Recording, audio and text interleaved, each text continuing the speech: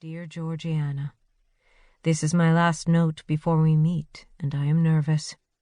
I bought new socks today, but there's a sweater I saw in the town 40 miles south where I occasionally go, and I should have gotten it on the spot.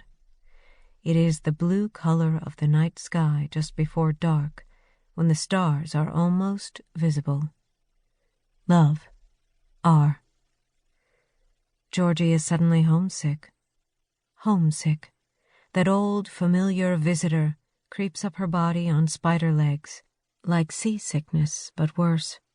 Nothing to alleviate its presence, nothing but itself, an apparition at the end of her childhood bed in the middle of the night. And why now?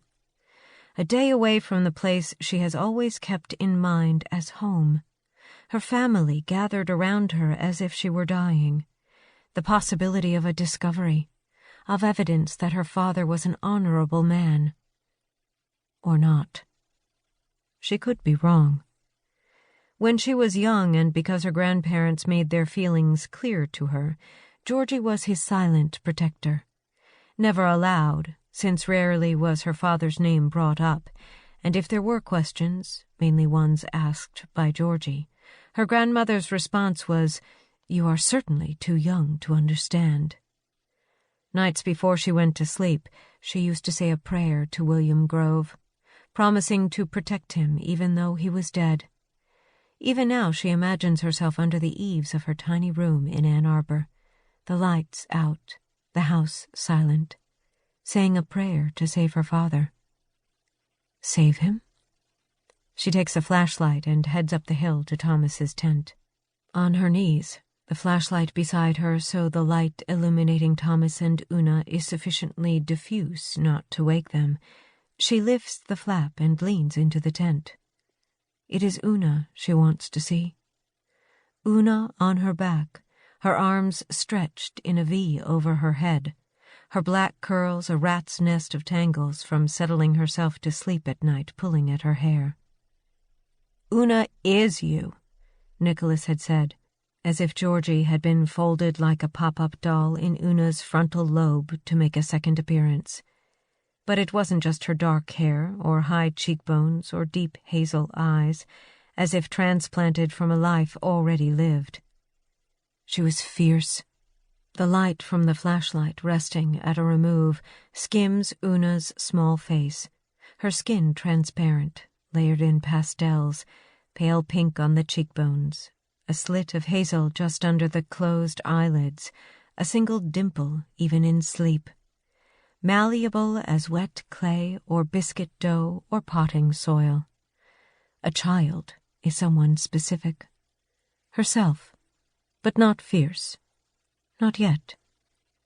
Who was she at 4, sleeping in a tent like these tents, not with her parents, but with strangers? Who might she have become if some essential part of her being had not been destroyed by the catastrophe? If she were to tell Una that her mother is dead, alive at night, gone in the morning, that her father is in prison, what then? What future history would be set in motion by that news? Georgie slips her cold hands into the pockets of her shorts and walks cautiously down the hill to her tent. She is thinking she hardly knows herself, all these years in such a hurry to build a home for strangers, as if the needs of others could satisfy what has gone missing in herself. "The Home for the Incurables, Everybody Welcome," was the headline for the September 12th, 2004 Washington Post-style piece about Georgie and her experiment. From time to time in the months since her 70th birthday, she writes her own obituary in her head, never finishing it, never imagining her funeral. Georgianna Grove, anthropologist, dead at 75, or 80, or 84, or 93, depending on her state of mind.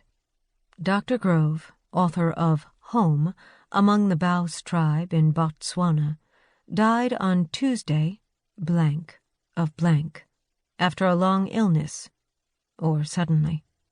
A professor of cultural anthropology at George Washington University, she is distinguished as a story